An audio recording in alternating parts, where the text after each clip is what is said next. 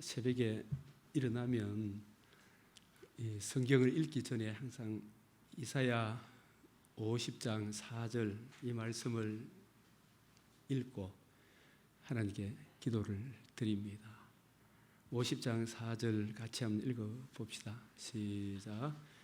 주 여호와께서 학자들의 혀를 내게 주사 나로 공고한 자를 말로 어떻게 도와줄 줄을 알게 하시고 아침마다 깨우치시되 나의 길을 깨우치사 학자들같이 알아듣게 하시도다. 여러분도 이런 기도를 드리시면 학자들같이 성경을 대할 때 하나님께서 한 걸음 한 걸음 알아듣게 하십니다. 지금도 귀를 기울여서 이 말씀을 이해하고 깨닫기를 사모하는 마음으로 이 자리에 앉아 있으면 내가 알아들어야 또 다른 사람 공고한 자를 이 성경을 가지고 뜻을 풀어 어떻게 도와줄 줄을 아는 거예요. 그래서 우리가 사도행전 1장 8절에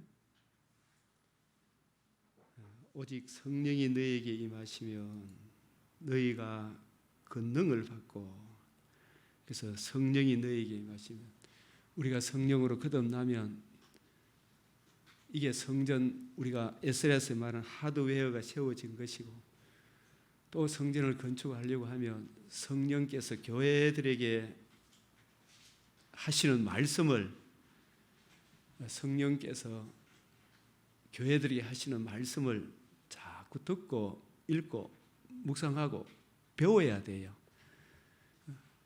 그렇게 해서 성경이 이해되지는 깊이, 높이, 넓이, 깊이가 어떤 사람은 발목이고 어떤 사람은 무릎이고 허리고 어떤 사람은 30배, 60배, 100배로, 그래서 성경을 자기가 아는 것만큼 성경을 가지고 뜻을 풀어 성경에 나타난 하나님의 의를 전해줄 때 그 의를 듣고 믿음으로 복음에는 하나님의 의가 나타나서 모든 믿는 자에게 구원을 주시는 하나님의 능력이 됨이라. 그래서 이 권능을 받는다는 말은 한 영혼을 흑암의 권세에서 벗어나 사랑의 아들의 나라로 옮겨주는 이 권능보다 더 큰 것이 없잖아요. 이 복음을 듣고 믿음으로 사랑의 아들의 나라로 옮겨지는 권능인데, 그런 권능은 오직 성경을 가지고 뜻을 풀어 이 성경이 누구에 대해 증거하고 있어요? 예수 그리스도와 그의 복음.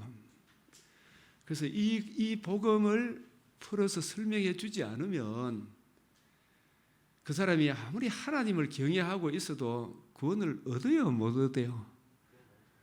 복음을 안 듣고. 이 사도행전에 여기 8장에도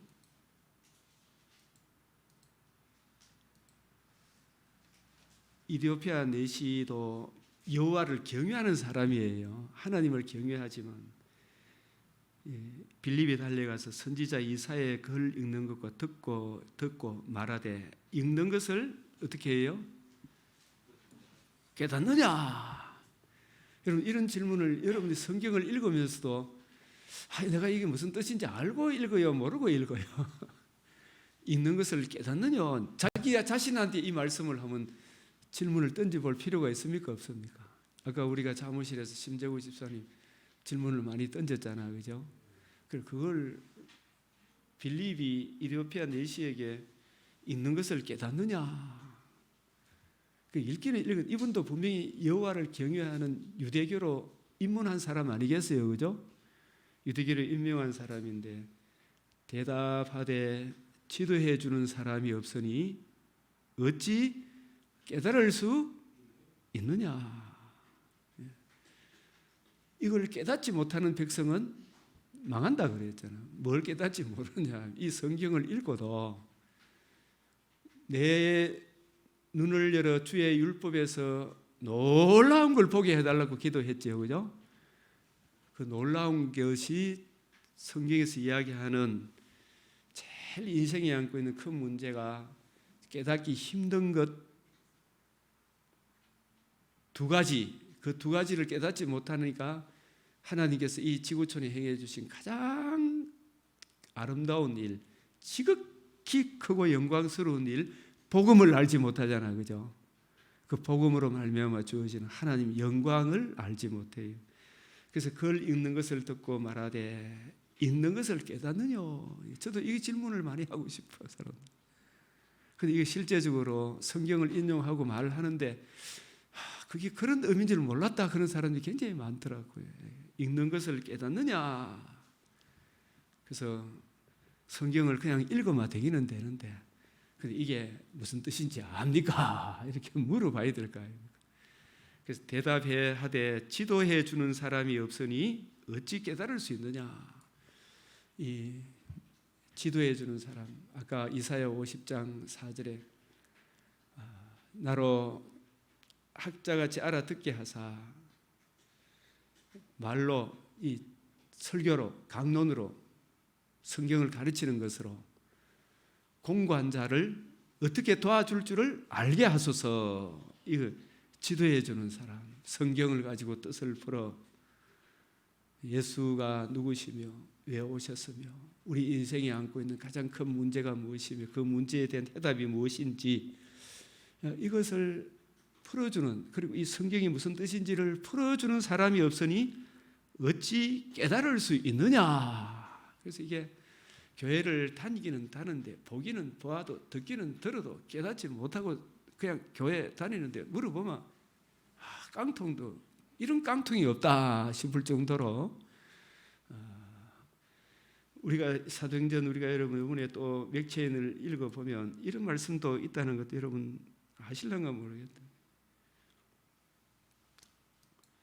예루살렘에 사는 자들과 그들 관리들이 예수와 및 안식일마다 어떻게 해요? 외우는 바 선지자들의 말을 어떻게 해요? 어떻게 되가 있어요? 알지 못하면 성경을 외웠는데 알아요, 몰라요? 이 심각한 문제 아닙니까? 이 사람들이 자기들 성경 모른다고 생각합니까? 잘 안다고 생각합니까?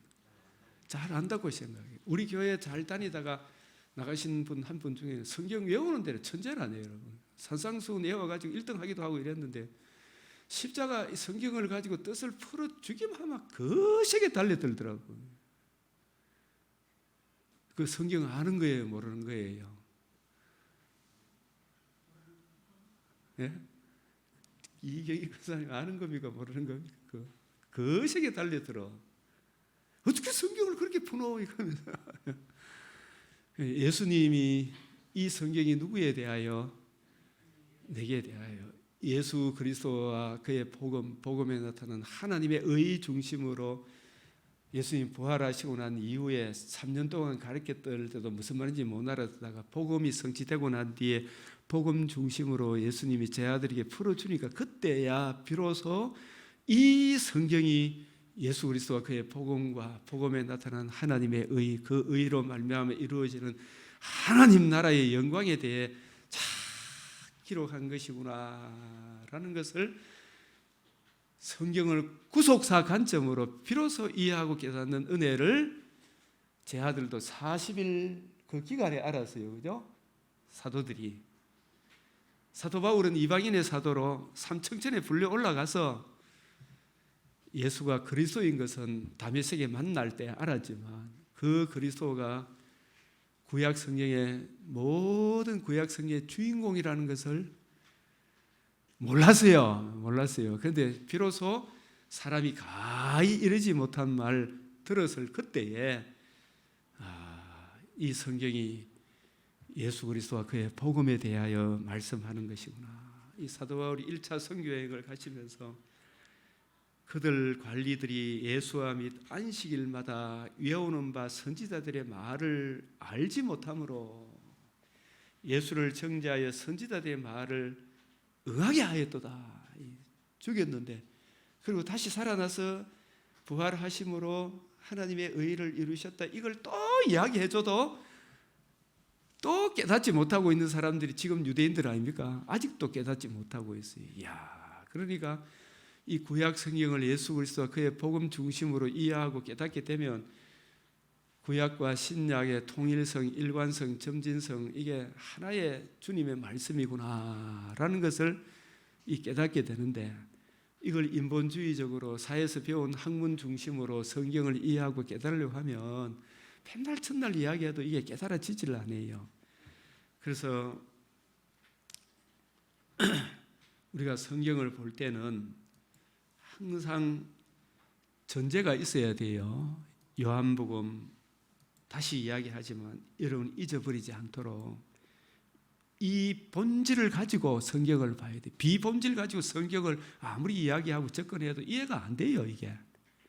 요한복음 5장 39절 너희가 성경에서 영생을 얻는 줄 생각하고 성경을 연구하거니와 이 성경이 곧 누구에 대하여? 내게 대하여. 내게 대하여.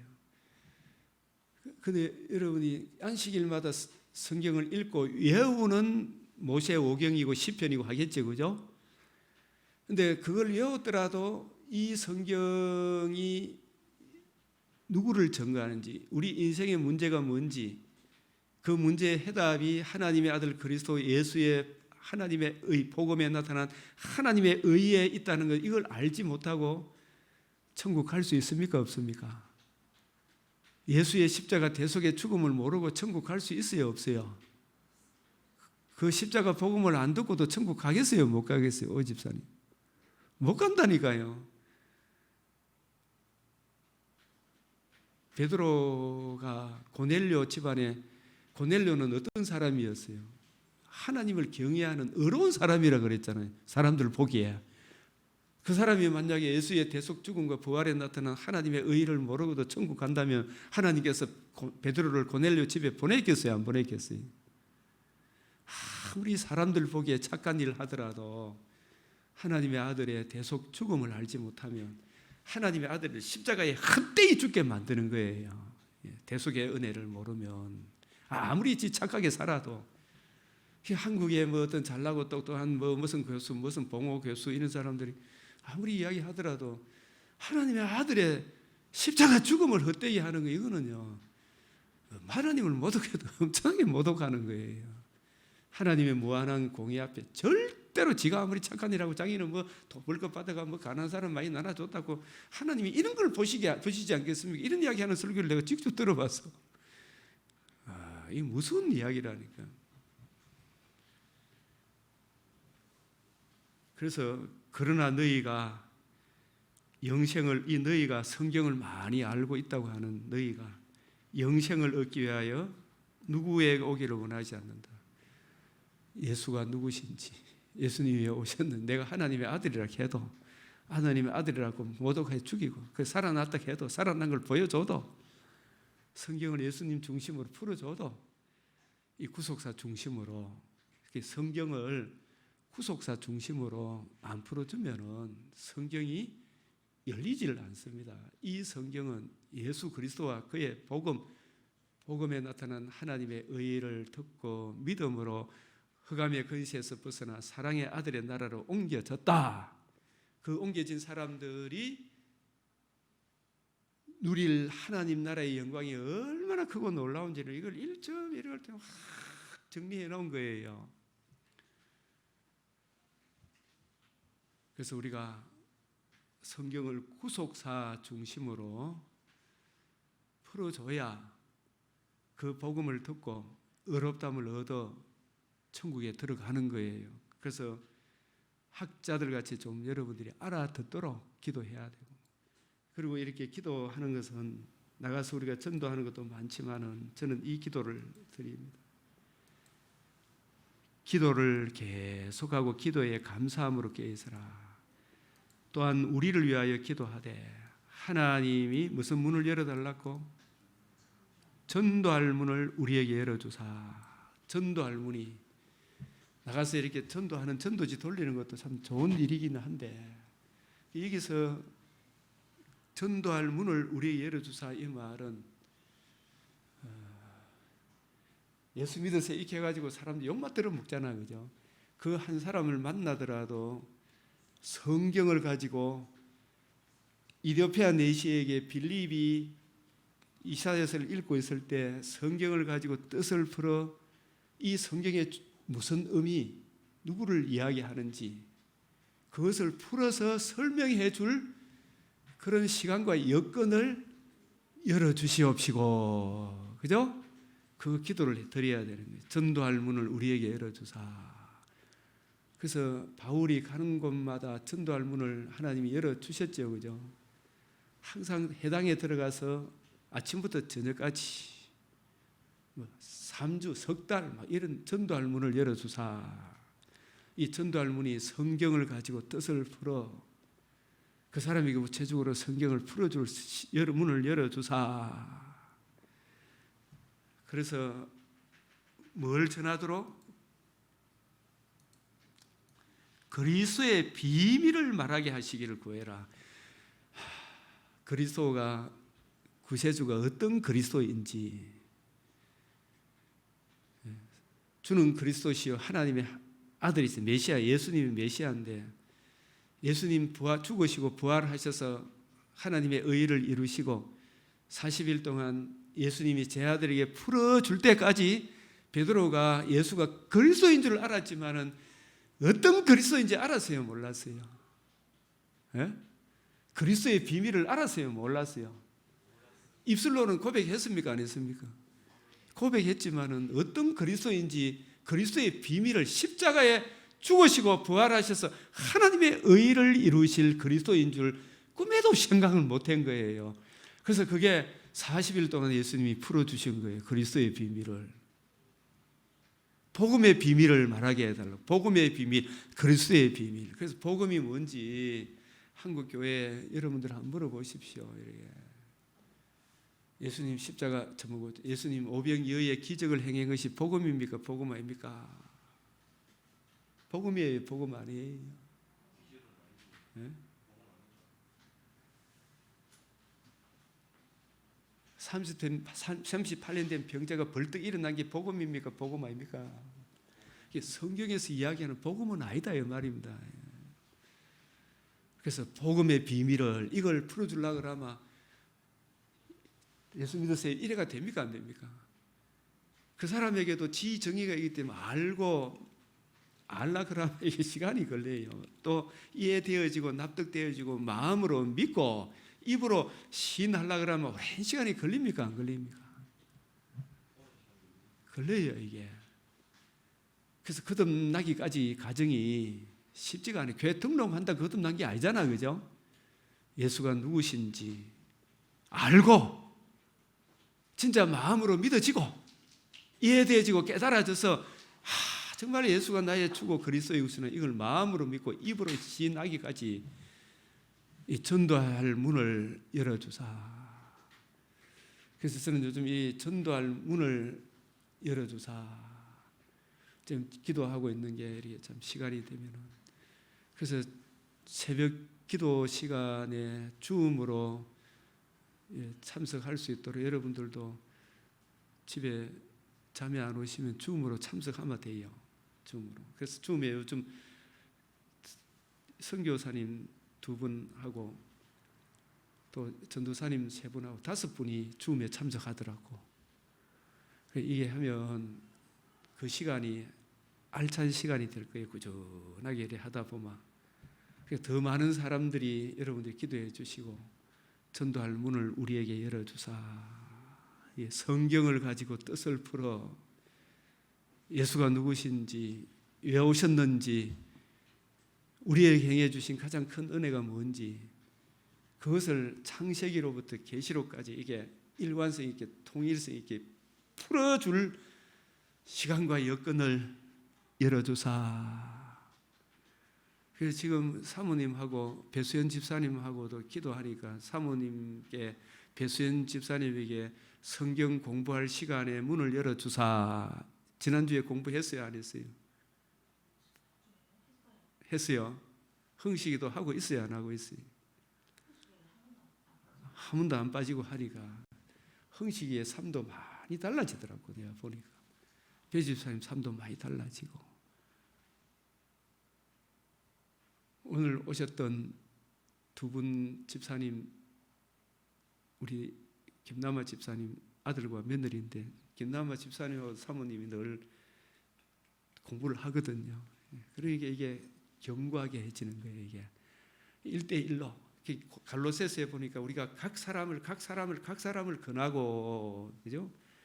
자꾸 공부하는 수밖에 없더라고. 그래서 전도할, 그냥 우리도 사무실에 이래 모여서 장로님도 자꾸 저한테 질문을 하고, 심재국 씨한테 질문을 하고, 이런 부분들을 서로 나눌 때, 이게 하나님께서 주인공이 되고 왕따가 안 되고 예수님이 우리의 대화의 주인공이구나. 예? 전도할 문을 우리에게 열어주사 그리스도의 비밀을 말하게 하시기를. 그래서 이 그리스도의 비밀을, 성경을 올바로 이해하고 깨닫게 되면은 마음에 성령께서 기쁨을 주시는 거라. 확실한 이해, 서로 이걸 확실히 이해하고 깨닫게 되면 서로 위로를 받아요. 이게 성경이 이해되어지면. 이걸 제가 우리 선교사님 통해서 자꾸 그런 간증을 들을 때 성경을 이래 풀어주니까, 목사님 정말로 내가 신앙생활 이렇게 30년 이상, 아버지도 목사님이지만 이런 이야기는 한 번도 못 들어봤어요. 그런데 선교사님 풀어주는 이 성경이 이렇게 맞는 줄, 그래서 이번 4월 달에 학교 새롭게 개학이 시작된다 하더라고요. 일본에는. 그가 오사카에서 동경으로 이사를 오겠다 하는 그런 분들도 있더라고요. 그래서 얼마나 감사한 일입니까 이게. 그 성령께서 역사를 하시는 거예요. 그리스도의 비밀을 말하게 하시기를 구하라.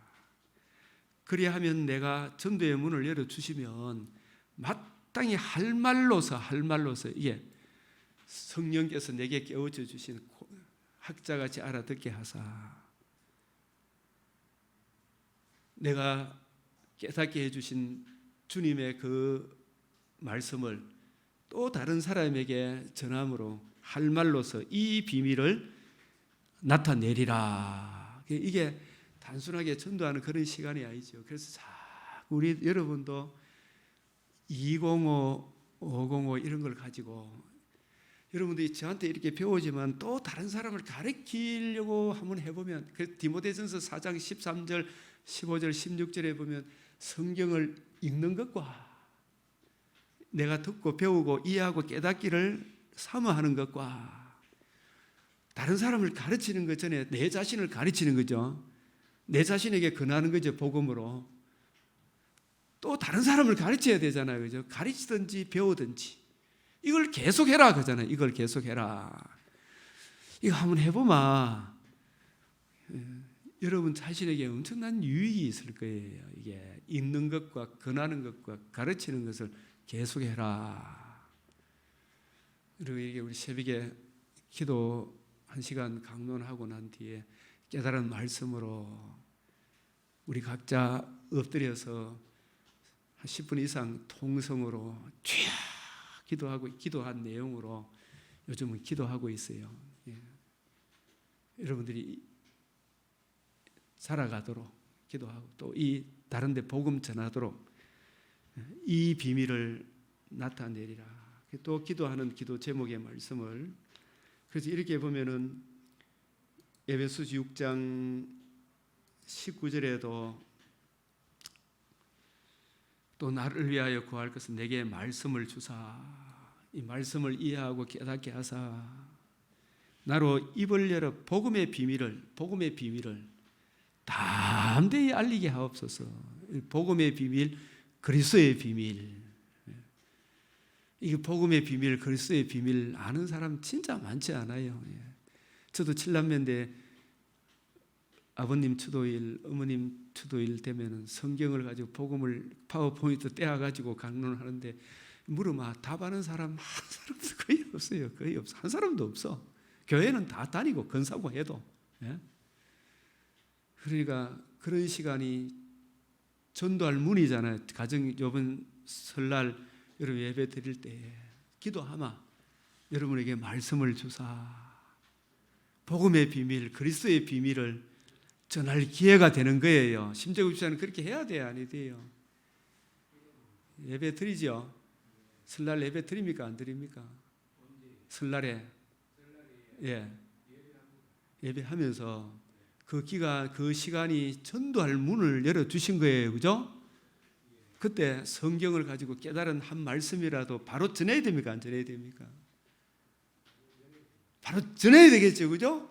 아까 이야기했던 우리가 나눴던 노아 벌거벗은데 함이 자기가 잘못해놓고 왜 함 보고 저주를 받았나 이런 이야기를 하느냐 이 말이죠, 그죠? 그런 것을 구속사 관점에서 풀어줘야 되죠, 깨달은 말씀을. 예? 그렇게 해서 거기서 그 예배 시간을 통하여 누구를 만나도록 해줘야 돼요. 우리 허물을 덮어주시기 위해 자신의 살과 피를 내어주신 예수 믿어야 구원 얻는다. 그는 이걸 전해줘야 될 거 아닙니까? 예? 아들, 딸, 며느리 모인 데서 그 이야기 해줘야 되죠. 예? 그걸 풀어주려고 하면 내게 말씀을 주사, 이 말은 말씀을 알아들어야 될 거 아닙니까? 그죠? 말씀을 제대로 안 전하면 그게 참된 예배입니까? 헛된 예배입니까? 헛된 예배라니까요. 헛된 예배라니까. 내게 말씀을 주사, 입을 열어, 입을 열어.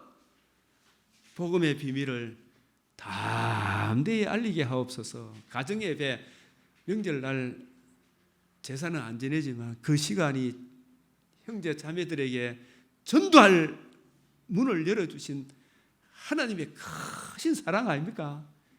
예? 거기서 복음의 비밀을 말해줘야 될 거 아닙니까? 복음의 비밀을. 예? 이걸 전해줘야 된다니까, 복음의 비밀을. 그래서 우리가 이런 말씀도 눈여겨봐야 돼요. 잠언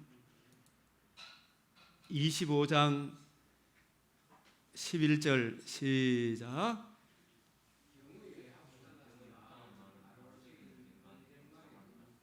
이걸 윤리적으로 보면 어떻게 해석해야 돼요?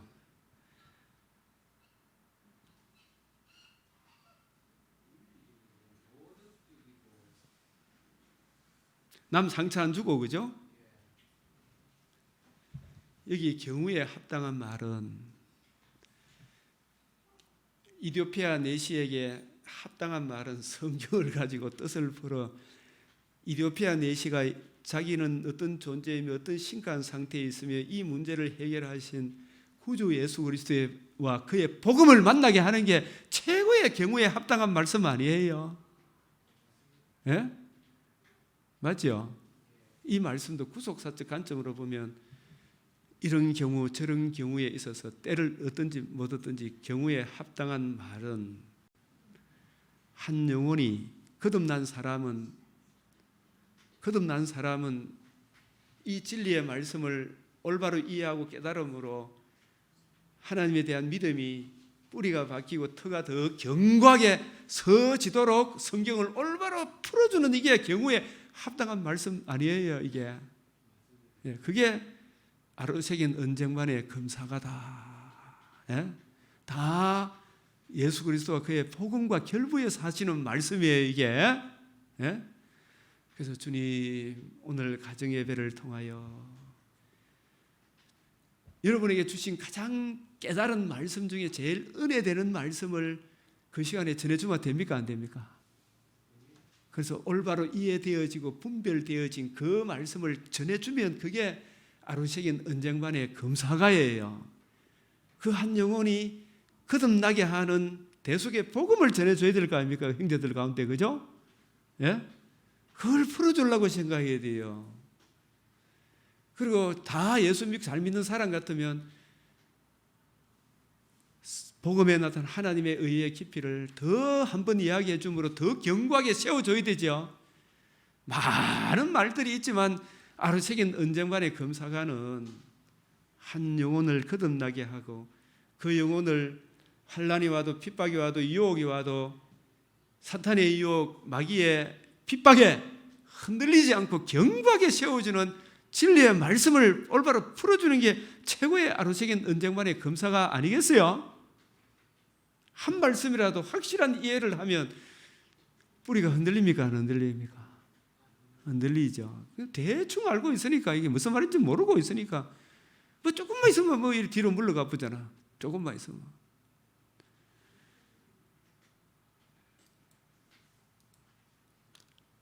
그래서 오늘 이 시간에는 창세기 11장, 그래서 지금 요거 하기 전에 항상 성경을 이제 여러분이 읽을 때, 성경은 이런 관점으로 봐야 되는구나.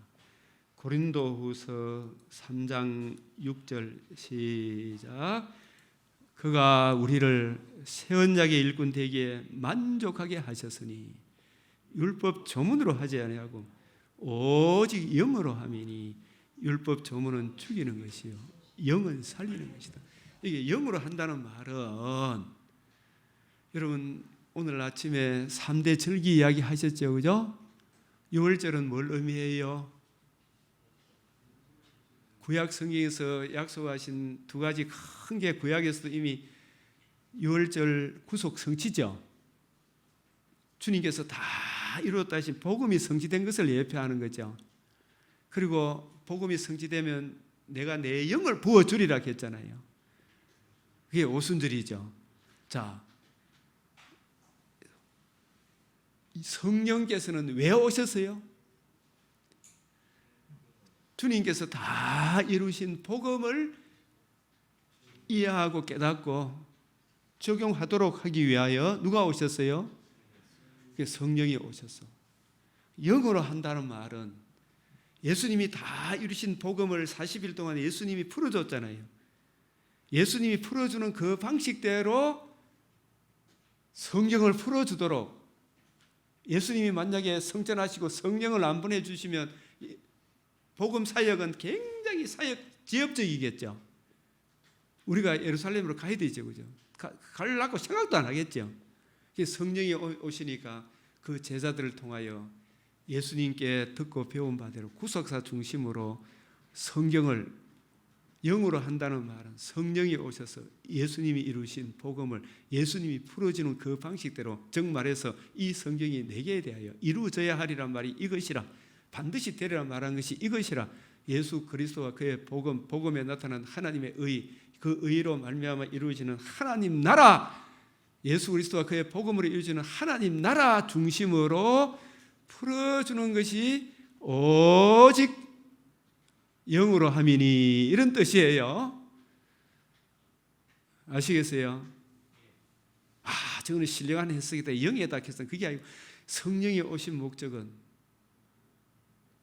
구속을 성취하시고 예수님이 이루신 내게 대하여 예수 그리스도와 그의 복음을 증거하기 위하여 누가 오셨다고요? 성령이 오신 거예요.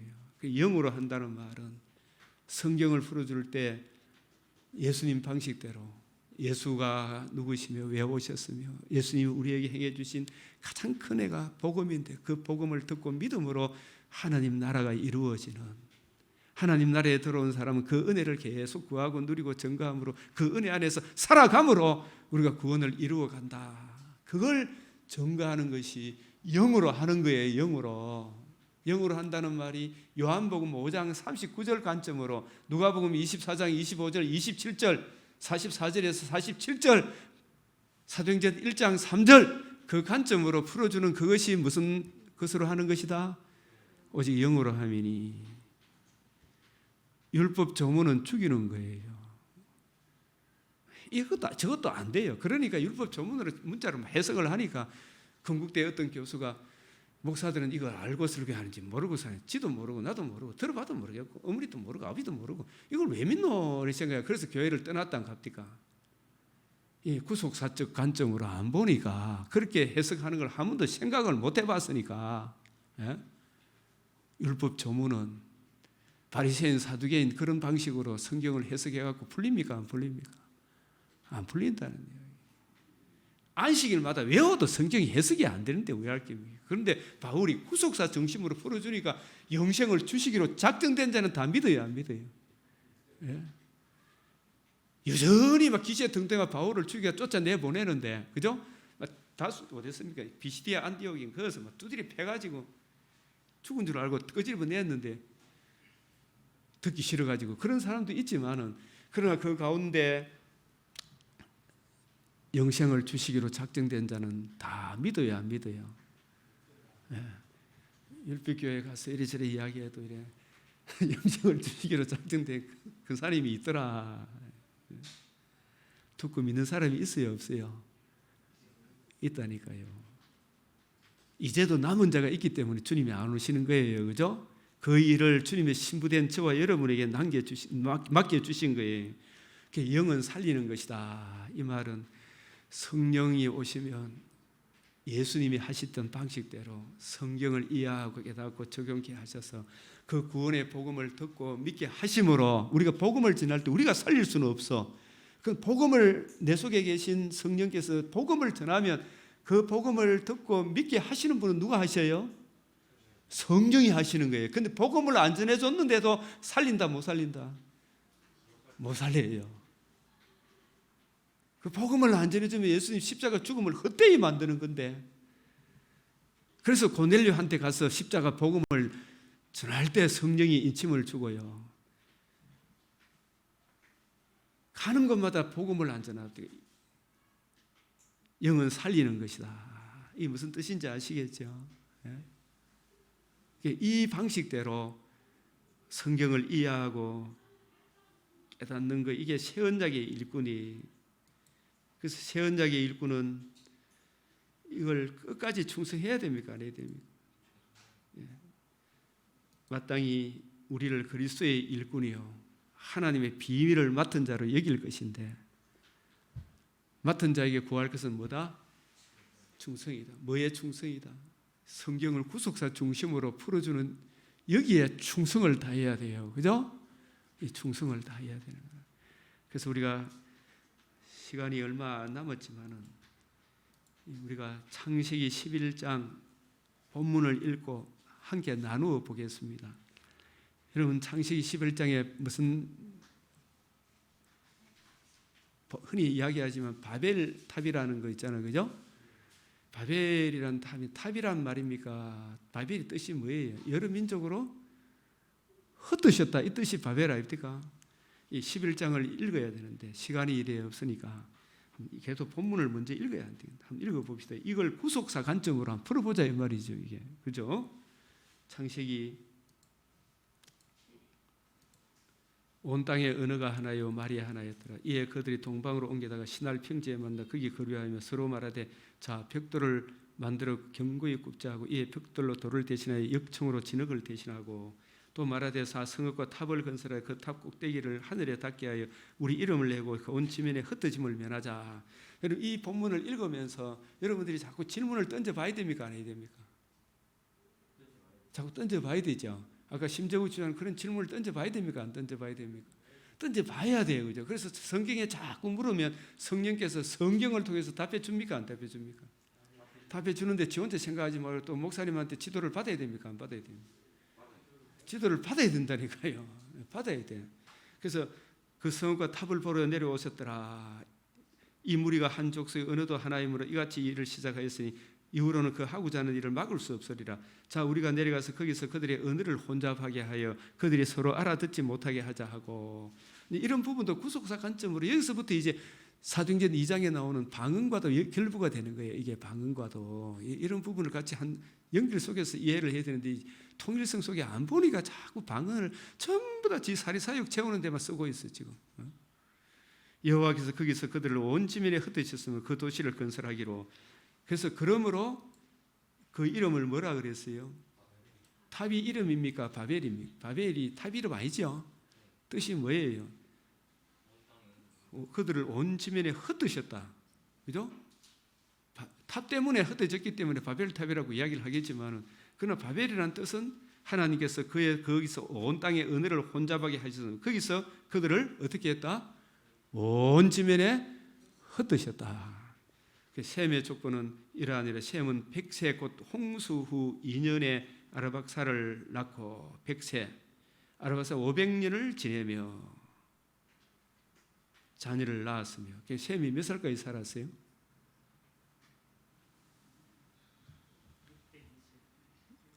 602살까지. 아르박사는 35세에 셀라를 낳고 셀라를 낳은 430년, 셀라는 30세 에벨을 낳고 에벨을 낳은 430년 쭉 내려오는데 우리가 이제 주목해야 될 주인공이 있잖아요.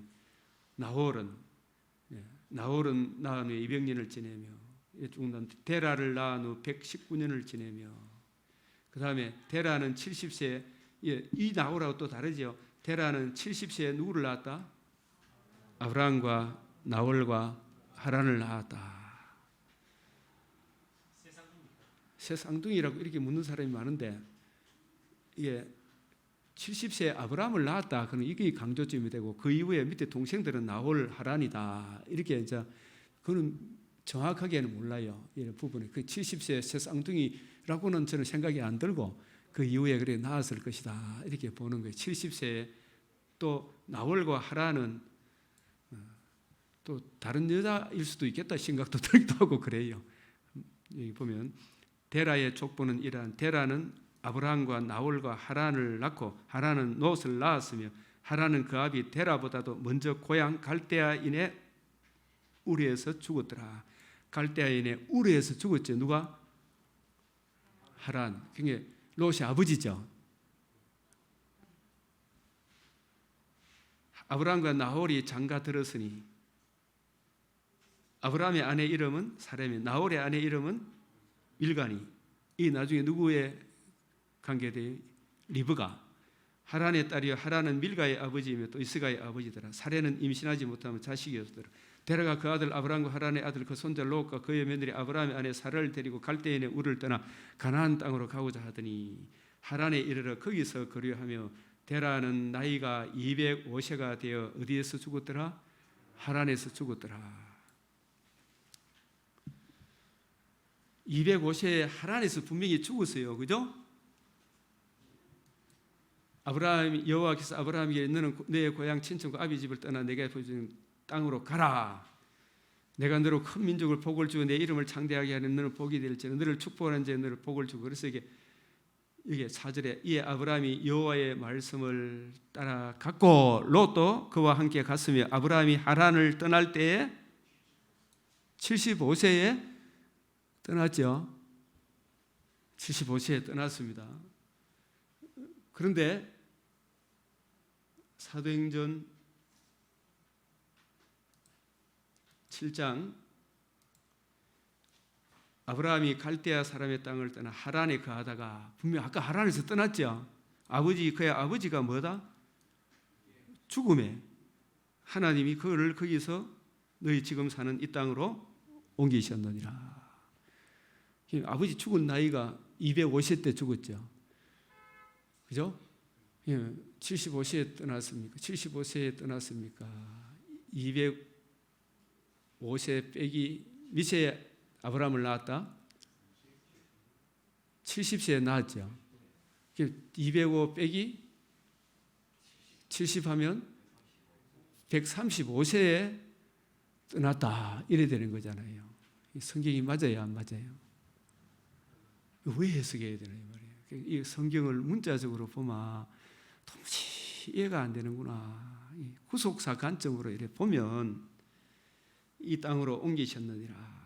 그래서 저는 이걸 이렇게 쭉 보면서 11장을 생각하면 인본주의가 무엇인지. 인본주의가 여기서 나오죠. 하나님 필요 있어요, 없어요?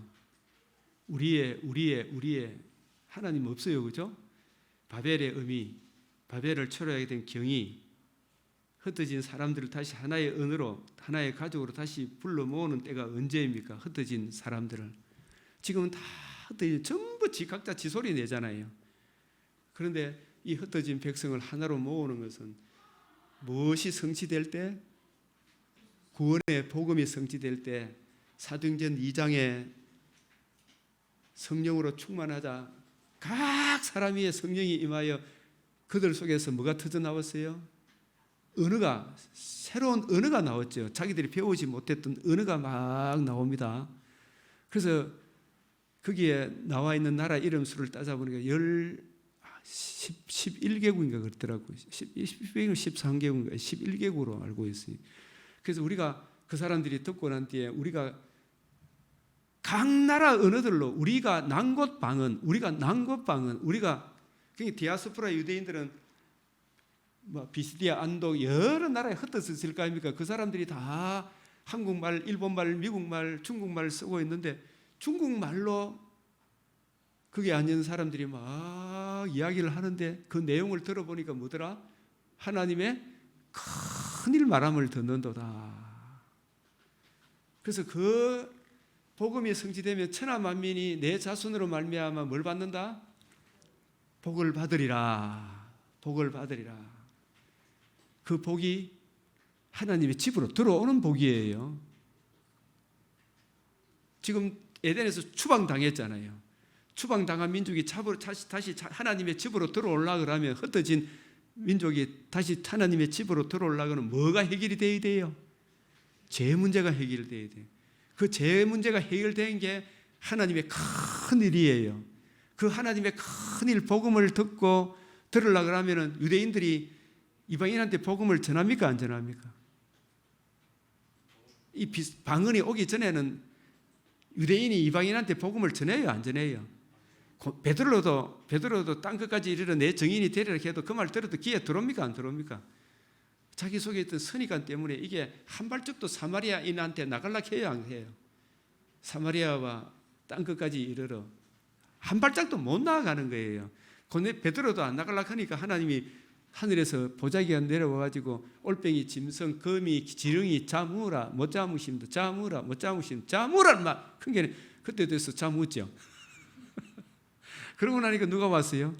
고넬료 이방인 올빼미가 온 거죠. 가정한 짐승이 온 거죠. 올빼미 보고 하는 이야기야. 문자로 보면 그게 해석이 됩니까? 안 됩니까? 이 가정한 짐승이라 이방인을 갖다 유대인들은 적은 택한 백성 이방인을 뭐로 생각했다? 이재명이를 생각했다. 무슨 말인지 알겠습니까? 하는 것마다 거짓말 합니까? 우리가 다 예수 믿기 전에 그 대표로 이재명 씨가 보여주는 것 같아요. 얼마나 가정한 얼굴 하나 부끄러울 줄 모르잖아요. 이 말을 하죠. 거짓말을 해가 안 돼, 뭐 조자가 안 돼, 뭐 윤석열이 했지. 대정동이 본체는 윤석열이.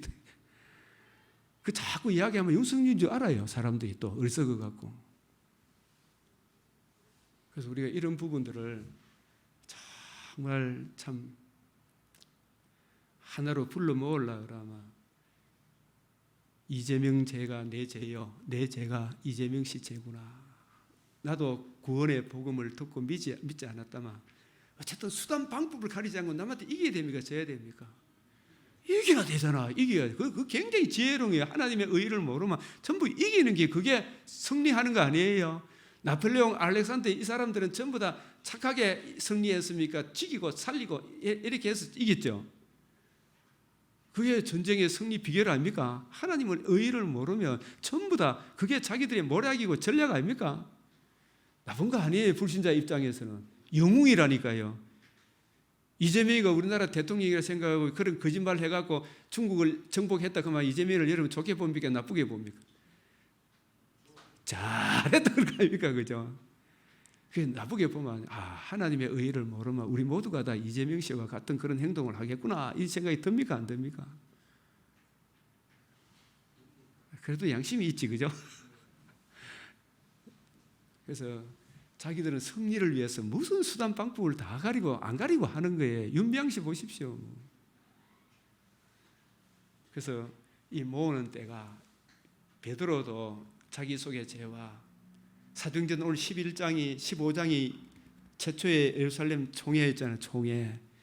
유대인과 이방인이 복음에 나타난 하나님의 의의를 믿음으로 동일하게 구원을 받는다. 유대인이나 이방인이나 동일하게 주 예수의 은혜로 구원을 받는다. 이걸 확립한 게 예루살렘 총회 아닙니까? 최초의 총회.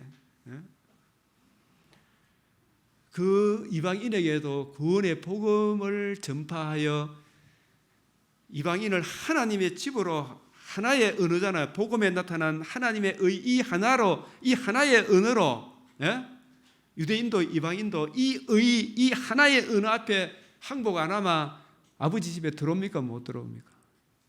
못 들어. 불러 모을 수가 없어요. 하나님의 집에 들어올 수가 없는 거예요. 하나님의 의.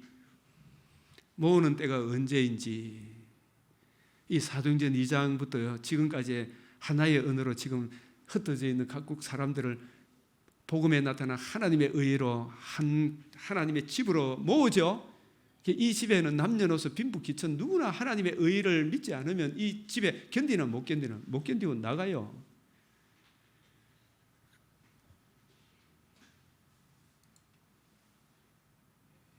이 방언은 여기서부터 기원이 되는 거예요. 이게 불러 모을 때 그걸 불러 모으기 위하여 하나님께서 바로 11장 끝에 누구를 부르셨어요? 하란에서 아브라함을 부르셨어요. 아브라함을 부르시면서 언약하신 게 뭐예요? 자손을 주리라. 내 자손으로 말미암아 천하 만민이 복을 받으리라. 그 다음에 뭘 주리라? 땅을 주리라. 그 땅이 눈에 보이는 땅입니까? 하나님의 집입니까? 하나님의 집에 들어가는, 하나님 집에 사는 그런 복을 주겠다. 그게 땅이에요. 땅. 내가 하나님의 밭, 하나님의 집, 성령의 구원의 복음을 듣고 믿음으로 성령이 내 안에 거하시는 하나님의 영이 거하는 땅을 주리라. 그게 복이에요. 이 복음을 듣고 믿음으로 내가 하나님의 집에 들어오는 이 일을 흩어진 열국 백성을 아브라함의 자손 하나님의 아들 그리스도께서 구속을 성취하시고 그 구속의 은혜를 그 사람에게 적용해 주심으로 하나님의 영이 거하는 그 복을 받는 것이 땅을 받은 거예요. 땅을, 하나님의 집을 소유로 받은 거예요. 그게 지금 11장에서 이야기를 하고 있고, 이 셈의 족보를 언급하는 이유, 셈의 후손으로 누가 온다고요? 뱀의 머리를 상하게 노아의 벌거벗은 수치를 가려주실 주인공이 오기 때문에 노아가 계시로 그걸 알게 되는 거죠. 그래서 셈의 하나님을 찬송하는, 셈의 후손으로 나의 이 벌거벗은 수치를 가려주실, 그죠? 덮어줌의 은혜를 베풀어 주실, 가죽옷을 입혀주실 하나님의 아들 그리스도가 누구를 통해서 오신다고? 셈의 후손으로 아브라함의 자손으로 다윗의 자손으로 하나님의 아들 그리스도가 저와 여러분의 죄와 허물을 다 짊으시고 죽으시고 부활하셔서 하나님의 의를 이루시고 성령을 통해서 그걸 내게 적용해 주심으로 나의 이 벌거벗은 수치를 가려주는, 이걸 계시하기 위하여 노아가 홍수 후에 350년 더 살아간 거예요. 노아를 통해서 그거 하나 깨우침 받아야 되죠, 그죠? 데라, 아브라함, 사라, 나홀과 롯이 구속사에 차지하는 역할에 대해서 성도로 부름받은 우리의 시민권은 어디에 있어요?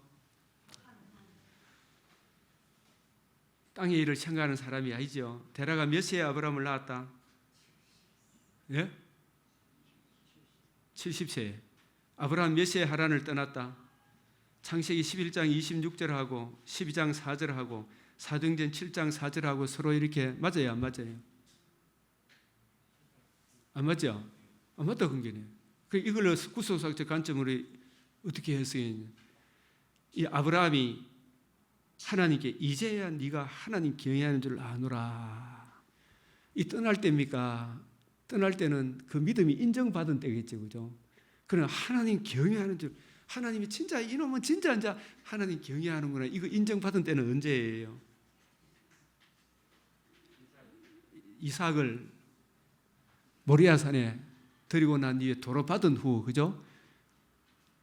야, 네가 이제 86세 아브라함 때하고는 다르구나, 그런 거 알았겠죠. 아들을 그렇게 기다렸는데 아들을 갖다 바치라 했는데 이걸 바쳤어요, 안 바쳤어요? 그 바칠 때 아브라함이 고민이 있었겠습니까, 없었겠습니까? 하나님의 약속은 변한다, 안 변한다? 바쳐도 이게 하나님이 살린다, 안 살린다? 안 살리면 하나님이 자기가 거짓말하는 사람 대부잖아요. 그게 도로 받을 줄 믿었다 그러잖아요. 예? 그래서 그 바치는 일을 통해서 천하 만민이 복을 받는 구원을 계시할 수 있었죠. 예?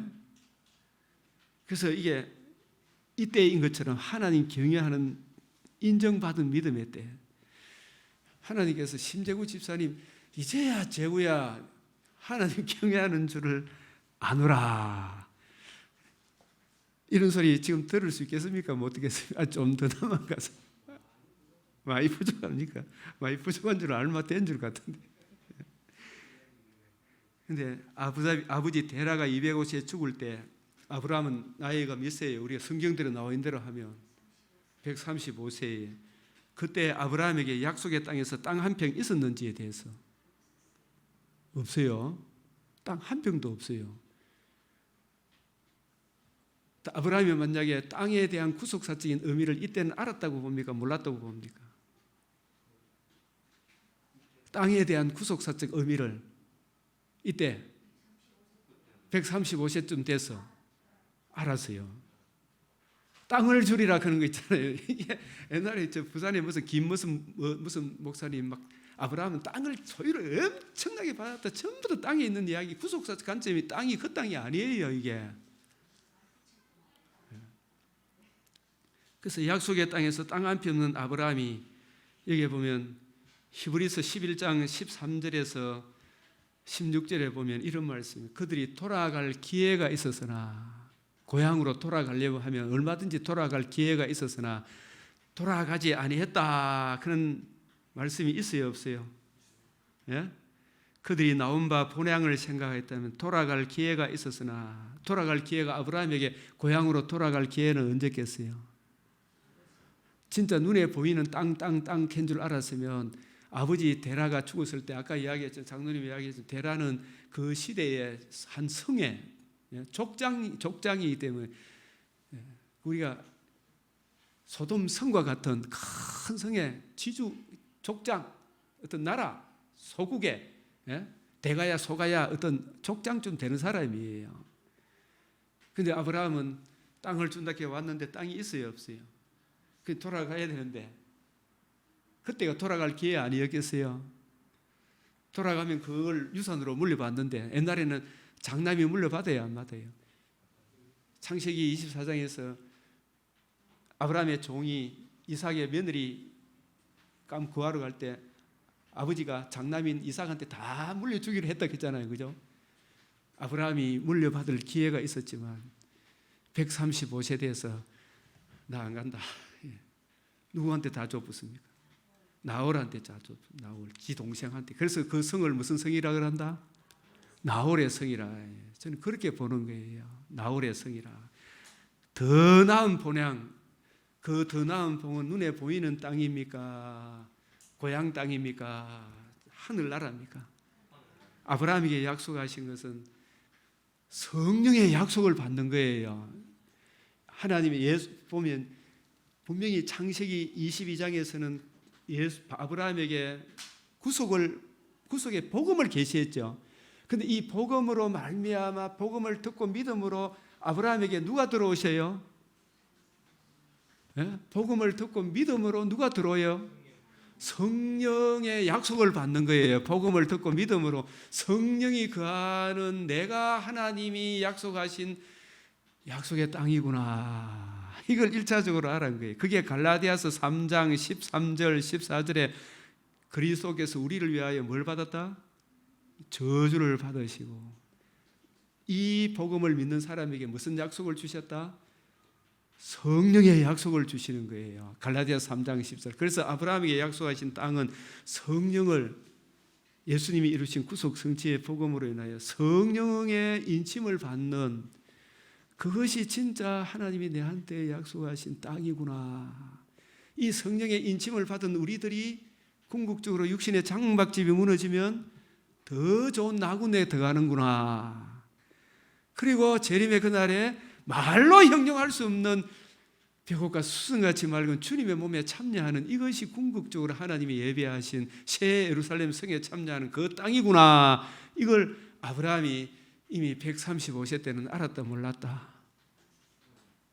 땅 한 평 없을 때예요. 그때는. 예?